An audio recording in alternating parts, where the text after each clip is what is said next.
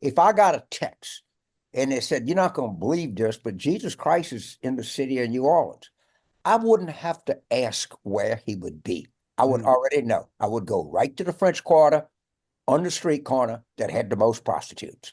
The one place I would not find him, I wouldn't even look in the cathedral.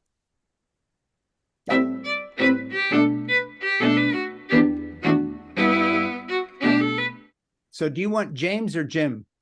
James. James, I figured. It's what I always have done, but I just didn't know. Right now, thank you for asking. Yeah. You like Frank or Frankie? Frank, it's fine. Frank. Either way, but Frank's better. Okay.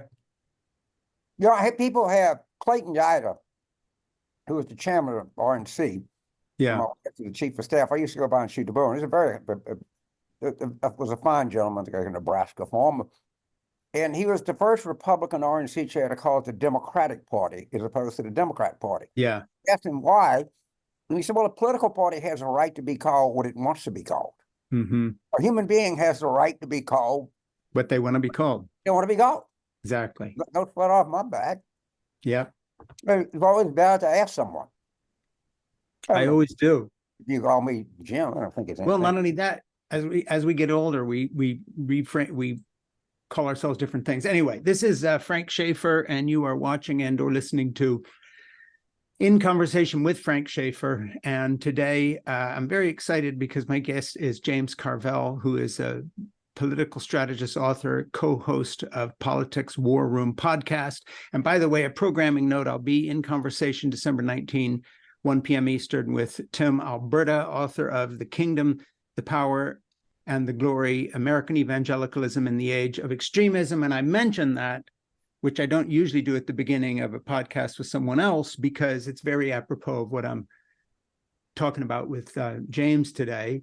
I met James in person a few years ago in San Francisco. We were both at an event hosted by Media Matters, and we had a really good long chat together one afternoon. And then James called me the other day to pick up the conversation again, and we were talking all about these Christian Reconstructionists, and they've got their own man now as the Speaker of the House. And we're going to get into that a little bit. So first of all, let me just say thank you so much for doing my podcast, James. It's really great to talk with you. Well, thank you, and thank you for turning the light on this stuff. You know, they always talk about the light. Yes. They need the light. The light to help them. We're doing this to try to help you and make you better people. I'm going to do a weird introduction here of our topic, and then we'll talk to you as, you know, human to human and get off the politics for a minute. But first of all, I just want to read from a book called Building God's Kingdom Inside the World of Christian Reconstruction, which was published, I think, in 2015 by Oxford University Press by Julie Ingersoll, who's a professor. And it kind of introduces our subject and kind of gives me a little bit of credibility to talk with you about this. She writes, when I visited Schaeffer's, that's my dad and mom, at L'Abri Fellowship, the ministry they started in Switzerland in the late 1980s, the staff and the other guests readily discussed Reconstructionism. William Edgar of the Christian magazine First Things attests to the much earlier presence of Rushdoony's work at L'Abri. And Rushdoony's kind of the father of this take over America, make it an Old Testament prophetic country again. And you and I discussed this the other day. And then she quotes him as writing, I first encountered Rushdoony's work at L'Abri, a Christian community high in the Swiss Alps. The year was 1963. Francis Schaeffer, that's my dad, the founder and director of L'Abri, had recently come across a little book by Rushdoony called The Independent Republic and Meaning of American History. And he made it the basis for a seminar with the students at L'Abri. Those were heady days at L'Abri, which in the 60s was a seedbed of ideas that captivated our imagination and sought to link every area of our lives to a Christian worldview. That's the end of the quote from William Edgar. Now back to her writing, to Julie Ingersoll's writing. The point is not that Rushdoony rather than Schaeffer promoted this view, but instead that Rushdoony was an important figure in addition to Schaeffer, most significantly because while they popularized a similar critique of culture based in Reformation theology, and both argued for a thoroughgoing biblical worldview, it was Rushdoony who spent his life developing that systematic worldview. Rushdoony's work and that of those who followed him focused much more specifically on developing a biblical alternative to humanism. Indeed, Francis Schaeffer's son, Frank, that's me she's writing about, has written extensively on the influence of his father, as well as the broad-based cultural influence of Rushdoony on American evangelicalism and fundamentalism. The elder Schaeffer acknowledged the ties between his work and Rushdoony's in a warm, highly personal 1978 letter to Rushdoony, which included kind words about their mutual work and well wishes to Rushdoony's son-in-law, Gary North. And the reason I read all that is because no one except you and me, it seems, has heard of any of these people until recently. And the people who should know a lot about them, because here we have Julie Ingersoll, the University of Oxford Press. She's a world-famous professor of religious studies, writing all about who these guys were in 2015, the year before Trump was elected, and how they had formed American politics. Trump becomes president. Tony Perkins and all these guys whisper in his ear, change the Supreme Court, get their whole agenda rammed down the throats of most Americans. The media is still trying to catch up, talking all about the Rust Belt, people out of work, as if somehow none of this religious reconstructionism matters. Then you call me out of the blue the other day and you say, listen, we really need to talk about the Speaker of the House, Mike Johnson, because he's one of these guys. And I'm saying to you, we really need to have a discussion, which is we're here on my podcast, and I think you wanted to invite me on something you do and talk about this, because even at this late stage, people have no idea how serious these guys are. And then by coincidence, the other night I'm watching Bill Maher, and you're on the part of his show that comes afterward, his after show business, talking about the fact that Mike Johnson is the greatest threat to democracy in the United States and our life here, far more than I think you talked about ISIS or Al-Qaeda. So that's my long, weird setup for our discussion. And I just want to delve into your views on all this. And I got all sorts of notes I've prepared here, people I know in the movement, people you know, Tony Perkins, Amy Coney Barrett, Franklin Graham, Michelle Bachmann, who was quoted in the New Yorker saying she got into politics because she was reading my dad, Francis Schaeffer's books, blah, blah, blah. That's, we know who you are because you're very famous. My viewers know who I am. So let's just talk about this stuff for a little bit. Okay. What, you want me to start? Or? I want you to start, because I think your so views what are... I said, and I have a couple questions for you too, is that Christian nationalism is a greater threat to the United States than Al-Qaeda. I was trying to provoke people, clearly. So wait a minute, James. The Christian nationalism, you probably know people that are Christian nationalists. They look like you, and they just have a little bit of a different vision of the country. Well, that Christian nationalism and Al-Qaeda have something in common. They want to establish a theocracy. Now, I would do okay under a Christian, and you would too, under a Christian nationalist theocracy. But when I was young in politics, one of the most effective ads I did was a guy running for juvenile court judge in Baton Rouge.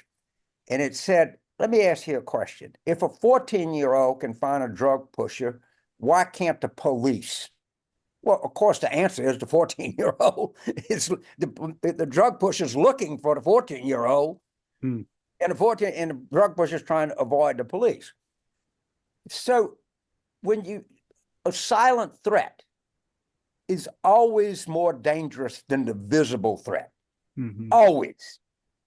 And the Speaker of the House, at least 2 Supreme Court justices, probably more, want to establish a theocracy in the United States.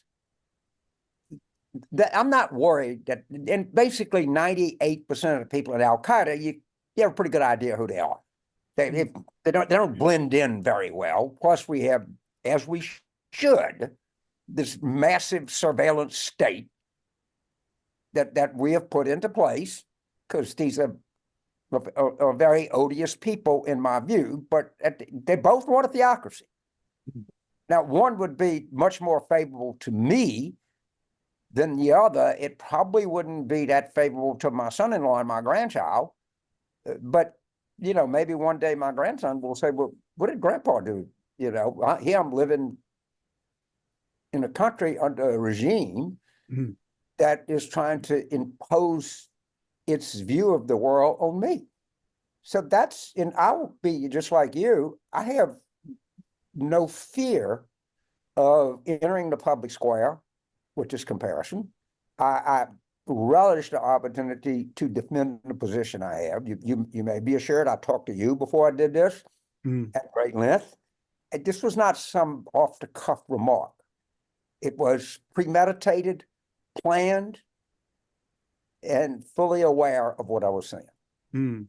Yeah, and what interests me about this, and we can go in various directions on this, is that when you look at, for instance, who influenced and whose mentor that he follows in this movement, when you look at the mentors that Mike Johnson follows, like Tony Perkins, and you realize, for instance, that Donald Trump, while he was president, made a comment that they put as part of a fundraising pitch on a Family Research Council ad, where he says, Tony Perkins and I have been friends for years, and he gives him his blessing.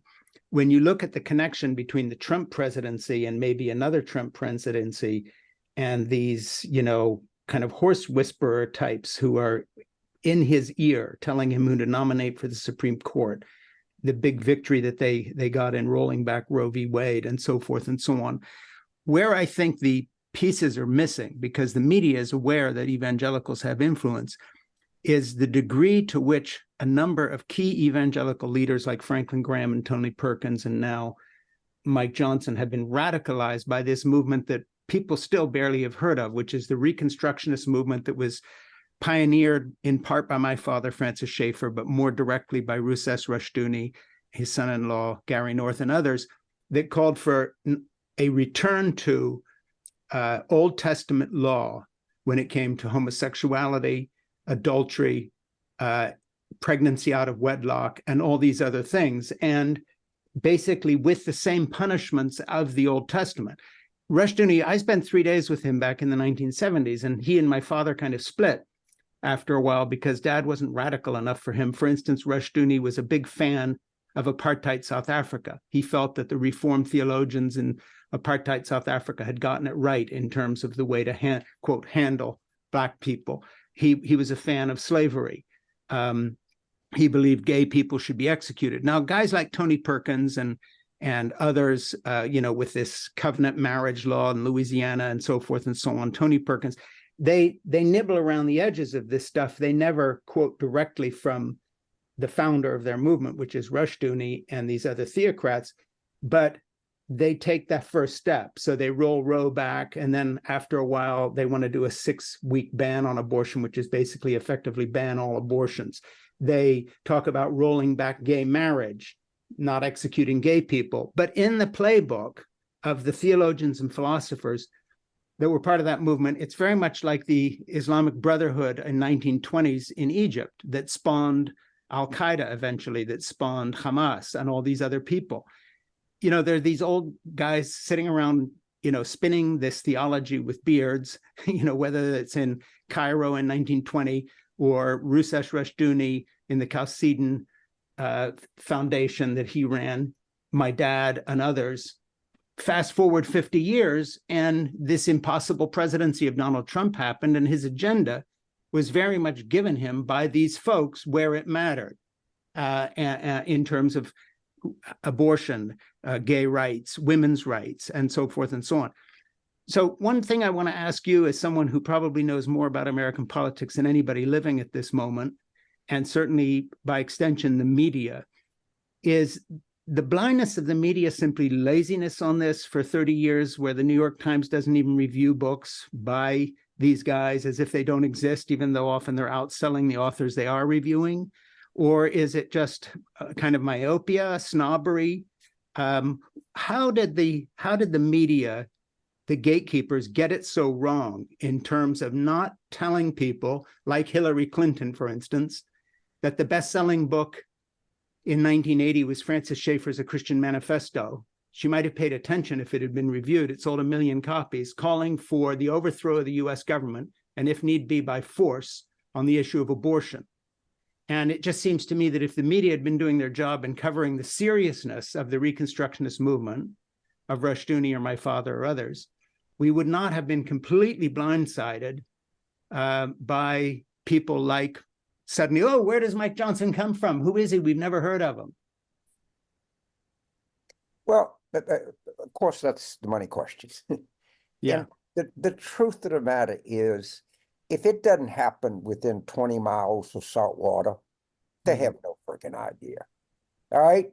And what they don't marginally understand what it is. I mean, you do, you grew up in it. I do. I was surrounded by it. And they write for each other. All right. And meanwhile, this whole operation is organized, it's financed, it has a structure, it has members of Congress, it has Supreme Court justices, it's filling up state legislatures, the judicial system, the school system, while they're sitting around, you know, listening to lectures about Beowulf. All right. So, however clueless, and I lived in Washington, shit, from what, I guess, 88 to 2008. And the more that you know these people, and they're not like bad people.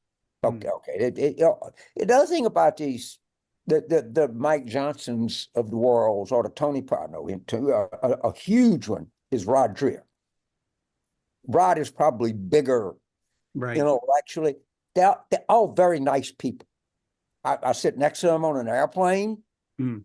I've had Rod has been to my class at LSU on 2 different occasions.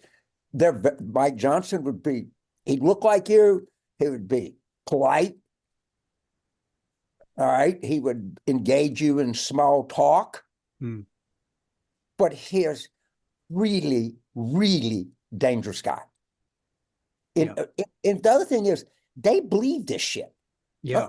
Unlike Kevin McCarthy, who's just a bowl of jello, or Trump, who's just interested in his own power and his own glory. And if he's got to use them, he'll tell them whatever the hell they want to hit him or believe this and that. They are committed to every bone in their body, but they don't have horns.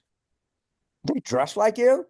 Yeah. They don't wear turbans or headgear, or the women don't have their face covered. I don't know, under their regime, it'd be much different than, you know, the female under an Islamic regime.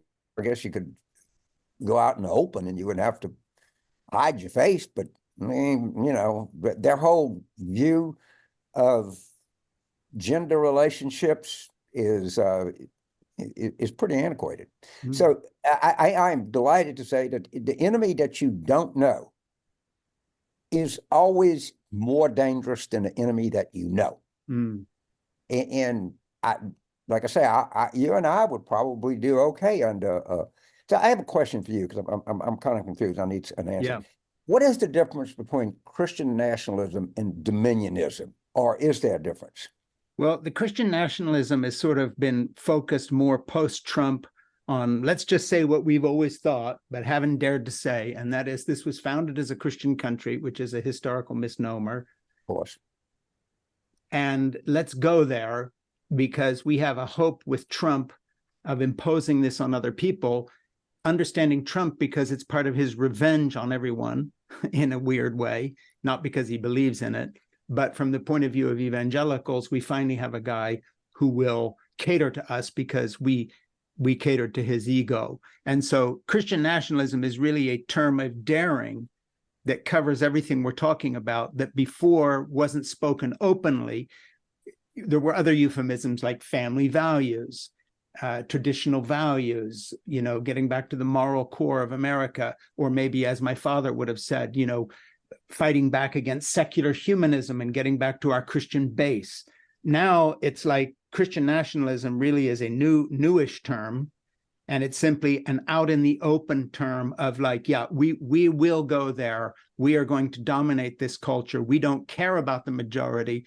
If 40% of the voters can sway the electoral college, without the popular vote and ram it home. We're going to do it because the fundamental principle of Reconstructionism is that the Constitution was a mistake and that democracy is a mistake.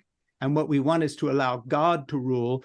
And so this is not kind of a jump. It is literally the Christian version of what the Ayatollah Khomeini did in Iran when he came in, saying that he was going to have a true Islamic state, unlike, say, the corrupt Saudis or whoever was not a true Islamic state besides the Sunni Shia conflict, just in terms of fundamentalism. No one was saying that until he got there and said it. And then it was like, no, it's out in the open. We're going to have an Islamic state. And so that's what Christian nationalism is. It's simply taking the whole Reconstructionist movement and making it into an open movement. And that's the term they're using, because Reconstructionism, you can't sell anything called Reconstruction. No one's heard of it. And theonomy is even worse. And so basically, all these guys in the leadership positions know exactly what this is. Like Tony Perkins, of course, would know what all these terms mean. But Christian nationalism fits in with the post-Trump mood. I have a footnote kind of question to ask you going back. Do you think that there's been a difference in the media? Because I certainly believe this is true about, for instance, art and all sorts of fields, that somehow the preponderance of the Ivy League graduates moving into all these fields that used to have a lot more ordinary folks in it didn't do any good in terms of just reporting. You know, you're talking about 15 miles from salt water or whatever it is. I think it's also just when you look at the major gatekeepers from the mid 60s on, it became very much of a kind of a place where that was run for and by Ivy Leaguers or people with that point of view, even more out of step with the kind of, shoe leather old beat reporter types that even me at 71 remember a little more back in the day. And I just think it was like-minded people talking to each other who'd never met any of these people and didn't know we existed. Yes. Short answer. I mean, okay, I'll amplify. They all talk to each other, all right? And I gotta tell you, but they would never say that they're prejudiced against anything or anybody. That's not the coach. But deep down inside, a lot of them are snobs. All right. Yeah.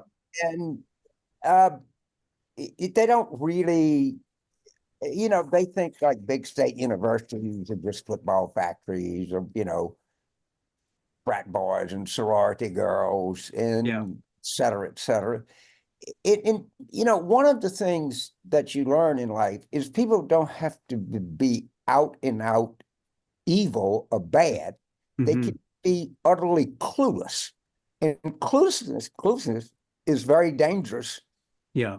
And you're under the kind of threat, in my opinion, that this nation faces from within. Yeah. You don't think I'm going to go to some church and listen and, interview. I'm not going to go to some fucking place in East Tennessee or, West Louisiana. If you want me to cover something, I'll be glad to go up the Hudson Valley. Yeah. But that's about as far as I'm going to go to do my job. And that is, of course, you're right. Yeah. And I one more thing, I just want to change the subject one more time. We'll continue talking about this, the discussion we're having here. But, this is just sort of a personal question.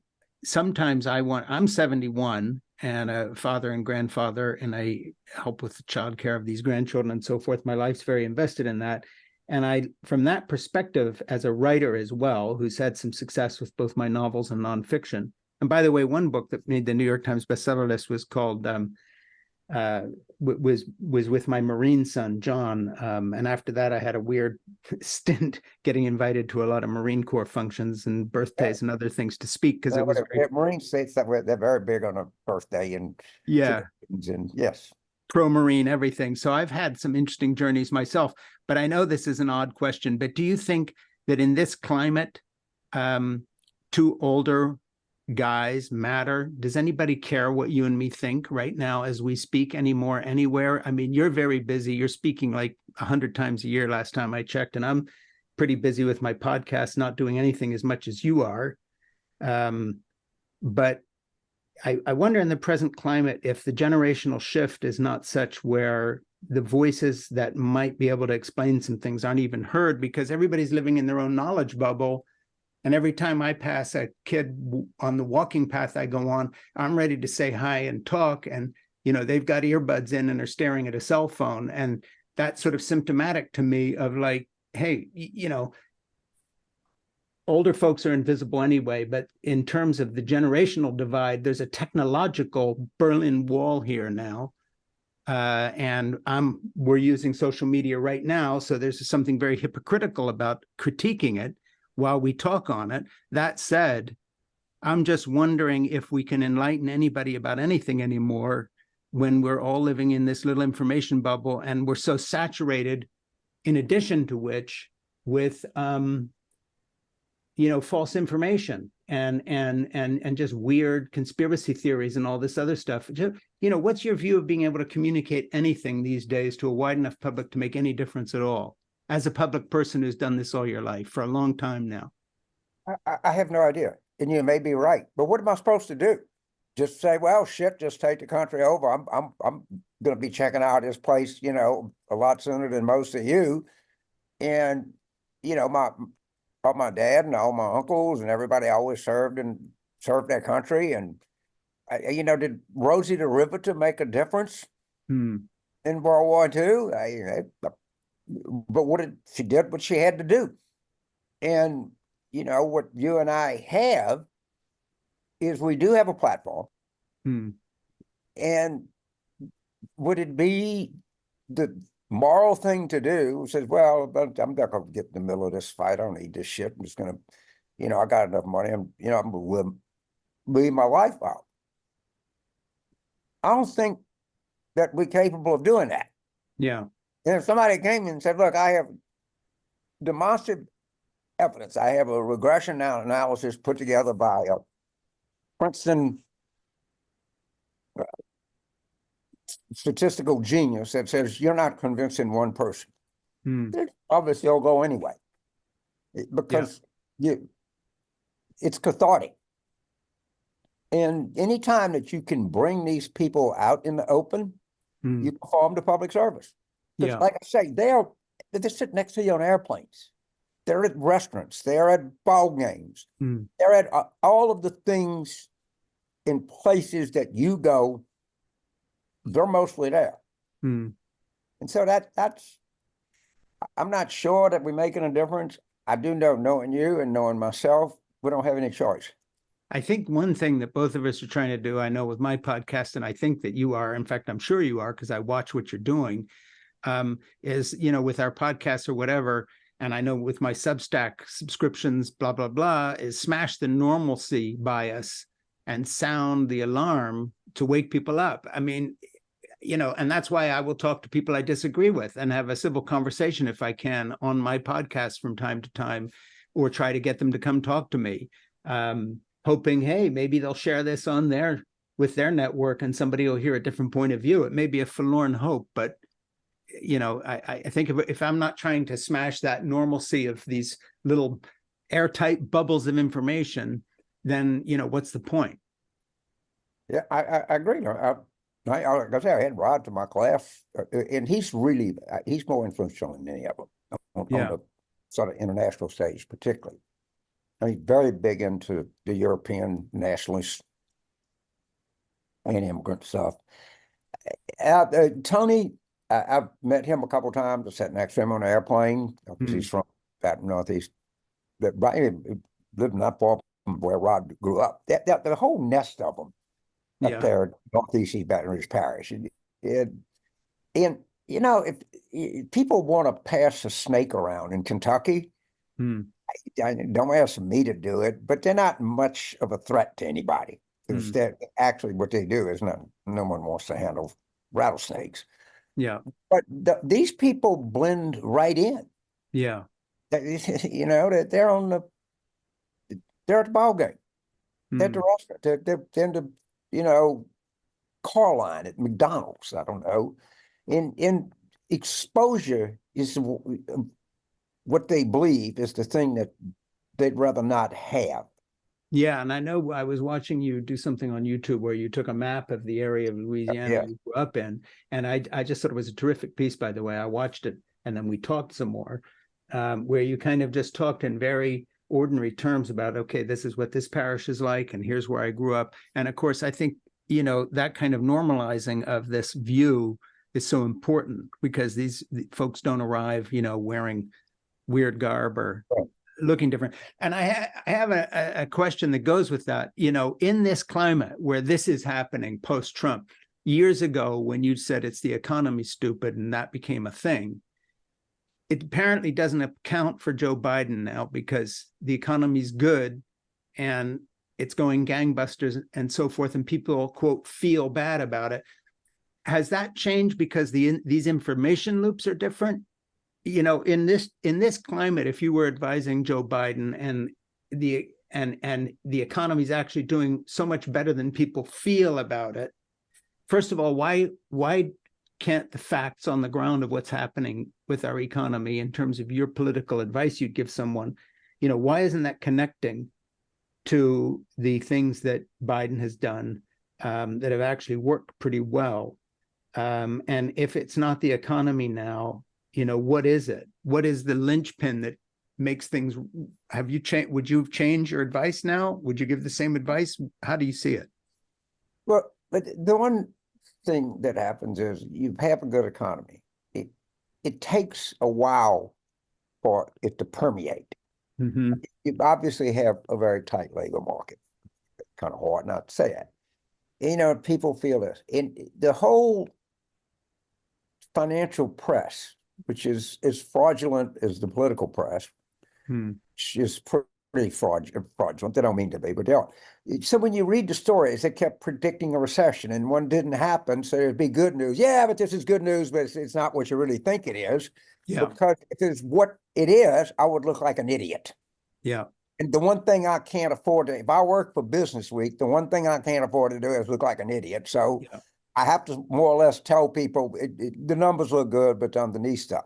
Yeah. Hopefully, prayerfully, I say that this will take root in 2024 and people, because remember, we got slaughtered in 94. The economy was clearly on the upswing. Yeah. The Democrats got slaughtered in 2010. Historically, the economy was on the upswing. I mean, there's no doubt about it. Yeah. And of course, the press. So think of this, Frank. So let's say there are three vats of information.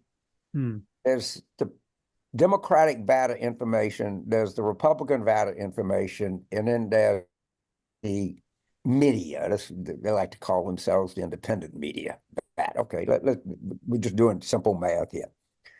So you have a Republican president.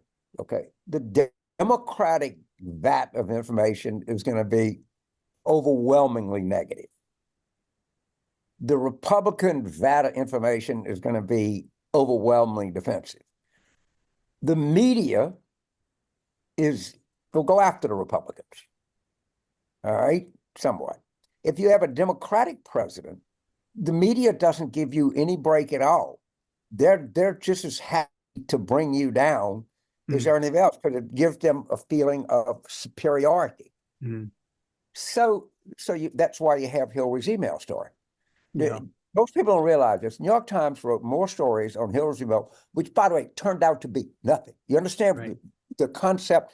One of the most important inventions in the history of maybe not the modern world, but the ancient world, in the history of the world, is this number zero.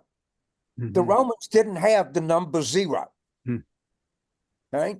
It was actually, I think, the Arabs, and somebody I'm sure watching this knows more about this than I do, but I think they came up with the concept of the number zero. That is the number of classified material or at-risk stuff that was on her email. Now, do you think that they're going to say, we completely blew this story? Jesus, how wrong? When one of the great jerks of my lifetime was Ken Starr. They were defending him. Oh, it's a shame. It's this crazy political torpedo. Judge Starr, you may not agree with him. He's a fine man. He works for Kirkland and Ellis. He's learned. He was on the Court of Appeals. And when he died, they wouldn't even write his obituary. Now, do you think that they're going to say, look back on this, James nailed this guy, said he was a prissy, self-righteous prick. Right. It was actually worse than that. But and they were writing editorials calling me a buffoon. All right. Or Dennis Hassard. This man was compared by David Broder to Abraham Lincoln. Go back and look at the talk shows. Finally, these corrupt Clinton people are out of there, and a true person of the people, the Midwestern man of a coach. He went to jail, and the judge called him a serial pedophile. Do you think that they ever say we made a mistake? No.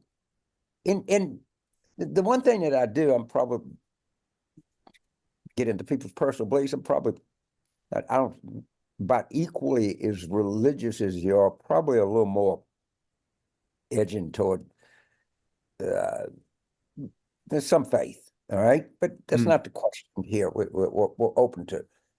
But when you never see, and it's just like the Tony Perkins and the Rodriguez and the Mike Johnsons of the world, they never reevaluate their position. They never think of said, maybe I got this wrong. Let me see. I hate to say this, but most people in the media are about the same way. They don't say, damn, we blew this.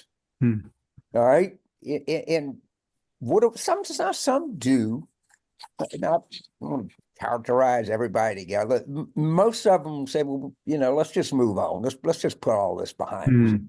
Or my favorite is, you can't compare anything to the Nazis, not even Trump. Thank you. I'm supposed to act like the period of 1933 to 1945 never happened. Right. Okay. There's nothing to learn from this. There's no teaching lesson here. Yeah. Pay no attention to the man behind the curtain. Do me one favor. Every person listening to this, I do this to my class. Go to the Google, or whatever they call it, put Triumph of the Will. Watch the first 10 minutes. And then tell me they're not analogous. And that is considered to be, by like film historians, one of the groundbreaking pieces of art ever. No one wants to see that. No one wants to contemplate it. And also look at the faces of women with him. On this crazy stuff, it's not just males. Yeah, no kidding. They got a lot of females in this country that like the idea of being subjugated. Yeah, and are going with it, and they call themselves things like trad wives or this or that or the other. But it's just remarkable to me how many women still vote for anybody in the Republican Party, in spite of the fact that, it's now being led by a serial molester who's been accused credibly of rape and all the rest of it, and on it goes. I have a question for you that draws somewhat on your experience and also just a little, more personal. It just seems to me that I couldn't be talking to anybody today who has seen more people up close, personal, knows them well, worked with and for them, and helped make them succeed, or was part of their failures and saw how they dealt with it, who could be described as powerful people. I think you probably know more about power than anybody else I've ever talked to because of what you've done and how long you've done it for. I have two questions for you, and go wherever you want with them. Back in the day, I got a couple directing jobs in Hollywood. I know some Hollywood stars over the years and producers and people. I made some very cruddy feature films, but I've known people like the Bush family, and we hung around with presidents, and I got handwritten notes from various people. And I've had a little taste of that, but I've always wondered about myself in terms of how success whatever I've had changed me. One reason I left the evangelical world is I felt I was becoming such an asshole by divine right, with the way I would put it, with the pressures of being someone in that environment. It was very flaky and very weird, and I got out, partly to save my marriage. But I've seen a lot of folks who, think they're the same person they were before they got into a powerful position, but they aren't.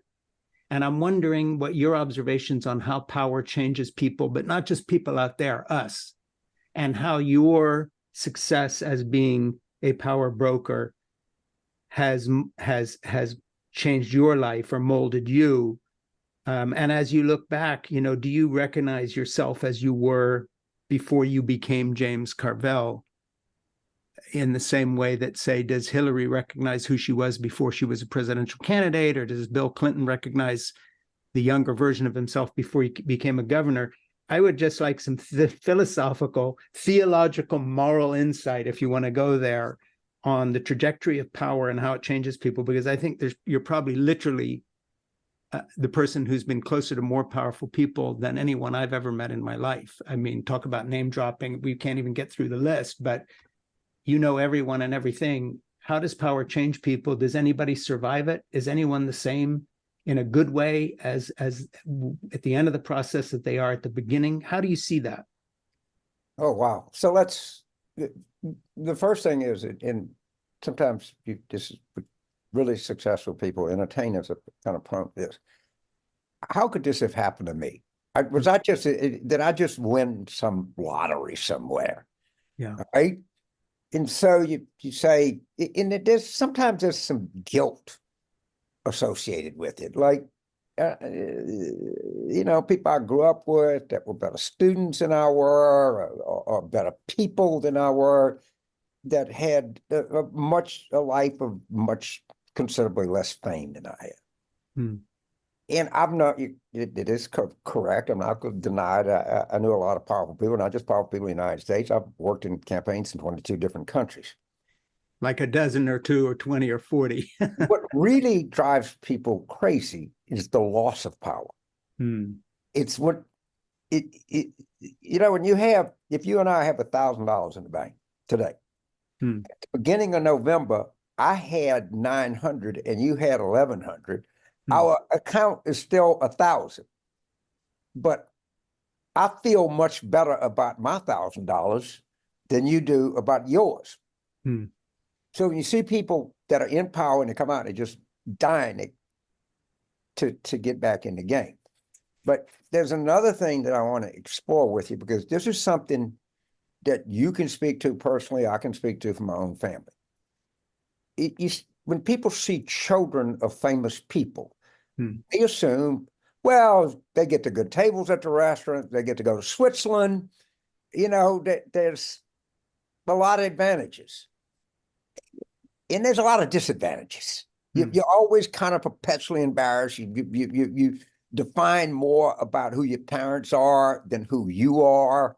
You always have the feeling that somebody is being nice to you, not because of who you are and what you represent, because one of your parents is a powerful, famous, in my children's instance, probably both of their parents. So one thing, and it's very difficult, and I think it's harder on girls than boys.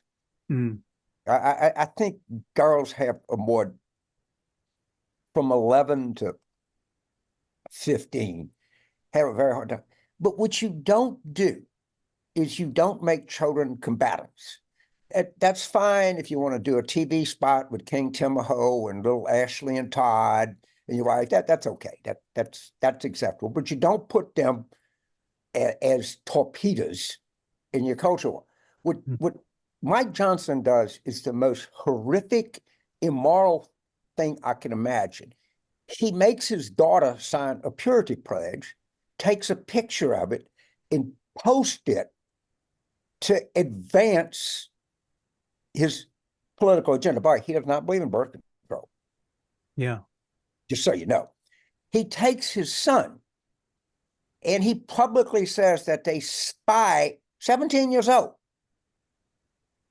And of course, let's be very frank here. what he's trying to do is discourage the kid from masturbating. It's not going to work, Mike. I promise you, you're fighting a losing fight here. But why do you put this child, a 17-year-old, why do you make a 17-year-old a combatant? Yeah. I don't understand it. It's, but you know, my children sometimes are like, Daddy, we live in a freaking, you know, museum. Every time I come down, there's somebody in the house or something, you know, somebody's looking over me to try to look and, you know, and get to you. Or one time a famous Hollywood guy was in New Orleans and they rubbed him. He's really famous. I don't know if he said his name. So I said, let's go to dinner with him. And so he went, they all got dressed up, they excited. The guy never paid any attention to him. All he wanted to do was talk to me. Yeah. That hurt their feelings. Yeah. But this guy, if you're willing to use you know, so you would go to Switzerland in the mountains, and you got to see pretty things that other children didn't get to see, but it somewhat fucked you up. Yeah. All right. So that's what people, and some people think, well, all the thing that matters in the world, can you get a good table at a restaurant? Okay. I mean, but it really does have, I've seen it. Now, I remember one time we went to Disney World. My children were pretty young. And my wife, of course, very close to the Bushes, and Jeb Bush was governor. And of course, Disney sent a guy out to greet us and walk us around. And we didn't wait in any lines. You got well-known, powerful parents. You don't wait in a line at Disney World. It's not shocking anybody. And my oldest daughter is more liberal, I guess, or whatever. My youngest daughter is like this very, you know, it's an interior designer. She lives in Manhattan, to the KD, you know, and she said, this is embarrassing, you know, and my youngest daughter said, well, you stay behind the line. I'm going to the front. Yeah. My parents are going, my oldest daughter decided that you know, there were certain sacrifices maybe we shouldn't be making. But that's just the example of,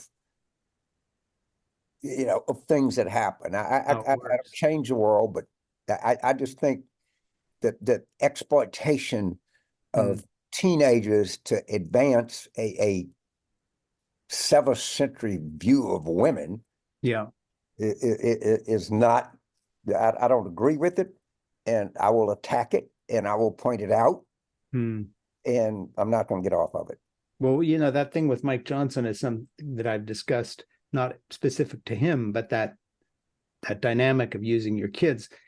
There's a whole group of psychotherapists in this country who have specialized in working with children raised in an environment where they were wearing purity rings, they had to dance with their father at a ball, they're put on display as a godly young woman. As you say, I think it's worse for the women sometimes, but not necessarily. And then when they leave, they haven't just left or grown out of that fundamentalist weird faith. They're leaving their family, they're leaving their community, they are now the pariah, they are the heretic. There are, you know, because of my background, I hear from a lot of people who were incredibly damaged by the stupidity of their parents in volunteering them into their fanaticism, and kids of pastors particularly, and so forth. There, you know, there is a wounded, there are millions of these folks out there, and I have interviewed people who minister to them and so forth. I want to get back to something you were saying earlier in terms of people leaving power. When you look at the trajectory of yourself, just to get personal for a minute, you know, I think that you're a unique person. As I say, I know a lot of different people. I don't know anybody who has had as much to do with the making and breaking of power of people. There's no one that I know like you. I know Matt Barzan, who wrote The Power of Giving Away Power, who raised a lot of money for Obama and then became his ambassador to Sweden and to the UK and so forth. And he's written about this, but no one that I know has more exposure to that. But does that ever make you introspective for yourself, as in looking at your journey? And I'll give you an example from myself. You know, I was completely sure I was right as an evangelical. I was helping my dad make Whatever Happened to the Human Race, that became this film series that I produced that basically created the evangelical pro-life movement. And by the way, footnote, historically, our big fight was with evangelical leaders who were pro-choice at that point. People don't know that. The Reverend Billy Graham was pro-choice and would not join us, would not endorse this movie. And he had, like the other things my dad done, the head of the Southern Baptist Convention at that point, Dr. Criswell, was pro-choice. We had a big fight with them to get them involved in, quote, our crusade. I was totally gung-ho in that. I had been raised to, be this nepotistic sort of sidekick. At the time, I was completely sincere. And then gradually, I moved away from that and changed my view, kind of describe myself now as an atheist who believes in God. In other words, kind of confused, out of the movement, intellectually in one place, emotionally still in another. I'm just wondering what your personal journey has been from your background, military family. You did your stint in the Marine Corps, came out. You come from a part of the country that is awash, as you say. If you fall down in the town you were raised in, you're going to bump your head on a church, probably. What is your personal journey? Sure. I won't say faith, but intellectual journey, as in where you were, where you've been from, and where you're headed, and where you are today. I mean, when your kids know you, what do they think you believe about anything? Well, let's start. I was brought up in a strong Catholic tradition. The way I grew up was rural. It was a good distance from Shreveport, but it was equally religious. Yeah. All right. And I have to say, my experience was pretty good. It was good. I was actually not really ever molested. Maybe there's something wrong with me, but I don't know, but I wasn't. And I had a brother, a younger brother, who had some, let's just say, issues. And he died of a heart attack young. And he was very close to me, never not jealous at all. It really rocked me. So I decided I was going to start reading the New Testament, that I would find solace in it. Because, we Catholics, if somebody showed up selling Bibles door to door, we just say, well, we Catholics is, oh, okay, we'll just go to the next house. And they always told me what was in there. I didn't even go look. Well, I went and looked. And my conclusion is, this is a goddamn difficult religion to follow. I don't think I can do it. I mean, if I read this, it's not very ambiguous. If somebody asks me for my shirt, I give them my coat. If I really want to enter the kingdom of heaven, if I read the New Testament, then I sell everything. All right. If somebody asks me for money, I don't ask them. I'm not supposed to ask them to pay me back, much less charge interest. I don't think I'm a good enough person to live like this. And as the great Gary Wills said, and I would advise no one to argue with Gary Wills because you're going to lose. He said the social gospel, comma, which is the gospel, comma. All right.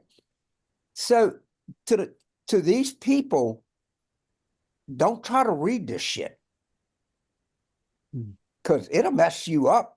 You will when they come with just thundering world flawed people, little sinners in the hands of an angry God. We're on the precipice of damnation. Shit, they're right. If I think anything that this is what Jesus taught, oh my God, I and everybody I know, and by the way, Jesus never gave much of a shit about sexuality. It was homosexuality was so important to him. There's no evidence that he ever had an opinion of it that I know. I was telling Tim Alberta, he was on the show. If I got a text and it said, you're not going to believe this, but Jesus Christ is in the city of New Orleans, I wouldn't have to ask where he would be. I would already know. I would go right to the French Quarter on the street corner that had the most prostitutes. The one place I would not find him, I wouldn't even look in the cathedral. That wouldn't even be, if I was on the Jesus scavenger hunt, maybe he might be in the lower Ninth Ward, but I'm pretty sure he would be among the prostitutes in the French Quarter or the transvestites. I'm almost positive. And I don't think anybody can remotely have any familiarity with the New Testament and come to a different conclusion. Now, myself, I would be at French Quarter, but I would be at Galatoire's. He wouldn't be at Galatoire's. He wouldn't be at Antoine's. All right. That's the real reality of the gospel.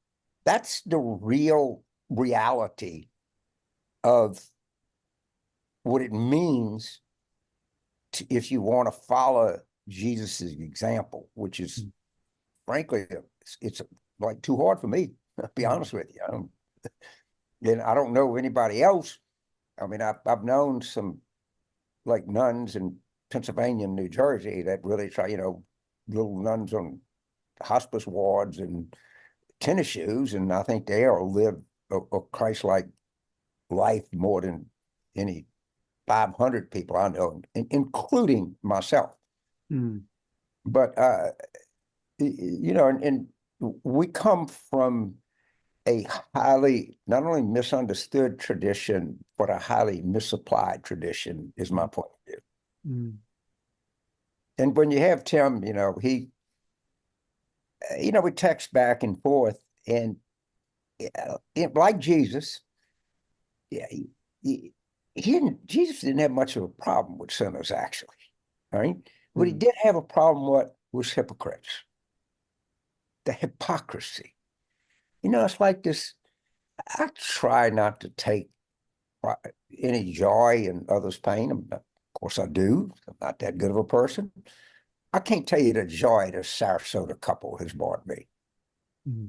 Okay? Because when a hypocrite is exposed, it's actually a good thing. It's cathartic. It's washing. It brings attention to end Moms for Liberty. Book burning. Do we have any evidence that Jesus wanted to burn books or ideas? Of course we don't. The fraudulence of these people, the misapplication of what this teaching is something that just drives me right up the wall, and the chances that I'm going to shut up about it are pretty remote. Pretty remote. Yeah, when you look at the career you've had, you've probably run into a whole bunch of people who used religion in one way or another to help get elected or to defeat their opponent. What's the sort of advice you've given people in terms of wearing their faith on their sleeve or not at all? I know that, for instance, Hillary went to some Bible studies with people I knew who were evangelicals, and privately they would say, oh, well, she's really a woman of faith. And then, wouldn't talk about that so much in public or whatever. I just wonder how you see, because I know some of the folks you've worked with are actually people of faith and some of them have not been, but how do you see the use of religion coming from the religious right that now supports Trump, who is as irreligious as anybody that I've ever even thought about, let alone encountered? And I just wonder, maybe we can wrap this up, speaking of hypocrisy, the kind of a mental jump to put a Christian nationalist movement behind someone that looks more like Caligula in terms of a historical figure. And 1933 to 45, the triumph of the will, all this kind of stuff goes along with it. I'm not asking you to predict the future, but it just seems to me that a second Trump term would be as catastrophic as the most frightened writers at the Atlantic or wherever are predicting. They've just given a whole new issue to nothing but predicting the trouble that will happen for women, for everyone, in a second Trump term. When you think that this is rooted in the hypocrisy of religious people who have abandoned their faith in order to support him, the basic tenets of the faith as understood by anyone who's ever looked at Christianity, what's your comment, just to sort of close this out, on this moment and the uniqueness of it? Because it's so far away from it's the economy, stupid. We're into the kind of talk about American politics I've never heard from the shrill margins before, and that is that we're looking at the end of democracy.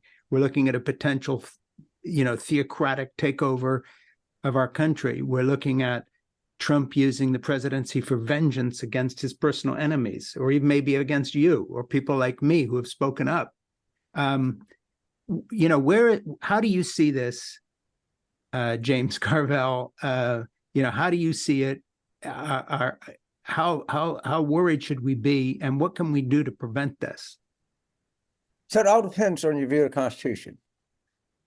If your view of the Constitution is that it is the founding sacred secular document of the country that we live under and we love and we understand, everything they say, it's the end of the Constitution, period. There's nothing that Trump, he wouldn't know the Constitution from the New Testament. And let me assure you, he knows neither at all. But what Trump does, he represents the worst impulse in human beings. They like him because he makes you angry. Okay? That's what they like about Trump. It's all of the people that have looked down on them, are all in a state of angst. And when I see these people in pain, it gives me joy. You don't look any further than that. And they're trying to force, you hear this all the time. Well, I'm 79. I am a white, straight, Christian male. I don't think anybody would doubt that. Honestly, I've never felt this thing of discrimination. Everywhere I've gone, I've been accepted. Every place I've tried to get a job, and certainly my gender, my race, and my sexual orientation, whatever the fuck it is, I lose track of all of it. But they are convinced that they're the most put upon people in the world. Mike Johnson he said, black people, everybody's for them. They jump to the head of the line, or spank people, women, gay people, or atheists, or whatever. In the restraining document that we have, to the extent that we have anything, is the Constitution. And they don't have a loyalty to it. They don't have any fidelity to the Constitution. Trump can't stand the thing. To the extent he knows anything about it, he hates it. And he'll do everything he can to circumvent it. Yeah. That's just, and what I'm saying, I don't think is remotely controversial. I think it's just, I'm making a statement of fact. I remember watching Bill Barr lecture at Notre Dame, and after he gave this talk about overthrowing secular humanism, and this was when he was still supporting Trump, and why we would need to vote for him again and so forth. It was just ripping a page right out of the work to get it back to where we were earlier in our talk with my dad's work, as if he was quoting him, that the secular humanists represent the loss of freedom, and that the Christians are being put upon, we're being persecuted by the left, exactly what you're talking about. And, Bill Barr is an example of someone who knows better. He's an educated man, and who played in this kind of, suck up role to Trump, and went along to a certain degree. In a second Trump presidency, it seems to me there's a lot of folks on the right who know exactly what they're dealing with, who are very much in the position to go where no one wants to go, with the German industrialists in the 1930s, who knew exactly what was going to happen with the fascist regime, but felt that they would be safe within it. And I just wonder what you think about some of the folks, whether it's the Bill Barrs of this world or some of our libertarian billionaires who seem to be now working with the Republicans so that they get less regulation or whatever it might be. Are any of our elites with the big money or the education or the names in politics or the Republicans, is there going to be any resistance to Trump's candidacy from a more conservative side or a business side, or are we really in 1933? Well, first of all, I remember that speech very well. And it was something called the Notre Dame Center of Ethics and, I don't know, morality, I can't remember the name of it. You ought to look at the funding of that, and you ought to look at who's behind it. There are, if anything, to my understanding, the most anti-Catholic organization you could imagine. But what I liked about the speech is all Bill Barr, all 328 pounds of them, said that there needs to be curbs on human rapacity. So here's a man working for Donald Trump, Yeah. talking about curbs on human rapacity. And you know what they all do? They all clap. They don't even have any idea of the massive hypocrisy that exists. So I remember that very, very, very well. I don't want to get into it. I know a lot about the people who run that thing. Let's just say they would not withstand a vet very well. All right. And I don't, in the relationship, I think they occupy space on the university. I'm not sufficiently interested to really go in depth about the whole thing, but yes, that human rapacity, that would Bill Barr. I would like to see Bill Barr and Donald Trump having lunch and have one cheeseburger and see what would happen. Okay. Yeah. I think there would be any rapacious behavior there. Yeah. Hey, the other thing before I leave, Frank, for me, just my nature, the best way to deal with these people is through humor. All right. And skewer them for what is really they are at the bottom of everything. Shallow, ignorant, self-righteous, moralistic, pompous people. Exactly. And Jesus would have hated every goddamn one of them. I promise you. That's a good note to finish on. Yeah, I love that. It's the hypocrisy, stupid, right? Oh, God. Yes, well, look, let ye without sin first and so on. So, we'll all, at some level, but someone said, if you're not a hypocrite, your standards are too low. Yeah. People have, and all of that's true, but that Dante, there's degrees of hell. Yeah. And who is the hottest place reserved for? Not the adulterer, not the one that doesn't pray in the public square, not the one that stumbles and falls, not the one that thing. It's always reserved for the hypocrite. That's basically who they are, a pack of goddamn hypocrites. Yeah. So, hey, first of all, thank you. We will continue this, I hope. Well, yeah, now I'll get with Ernie, and we'll probably right after the first of the year, we'll get you on the podcast. And I'd love to do that. I'm glad you have Tim on your podcast too. Yeah, and let me just on a personal, and I know you've run into enough sycophants in the past, but I don't have an angle here, so you can take this as read. I've watched you weirdly over the years because, of course, you go back so far that I remember you as helping people get elected that at one point I was fighting against as a Republican activist. But I've always found you to be an admirable, interesting, wonderful person to be aware of out there, and I've enjoyed getting a little closer to you in this discussion. It's you're someone that I've always found interesting and admirable and wonderful. So it's a real privilege to have spent this time with you. Thank you. That said, this is In Conversation with Frank Schaeffer. We have been talking with James Carville. Please subscribe to In Conversation with Frank Schaeffer on Apple Podcasts and to my Substack called It Has to Be Said at frankschaeffer.substack.com. And the only other thing I would ask you, James, is please send us anyone and talk to Ernie about anyone you think we ought to be talking to. I will. I got Ernie's. We're trying to use this platform well. And if you've already given us a couple names, please send anyone you think we should be talking to, whether they have a book coming out or running for office or whomever it might be, or just someone interesting with a point of view that we ought to hear and do what we can to promote. Just let us know about, if you would. Will do. Thanks a lot. Thank you so much, James. Okay, bye. Bye, Ernie.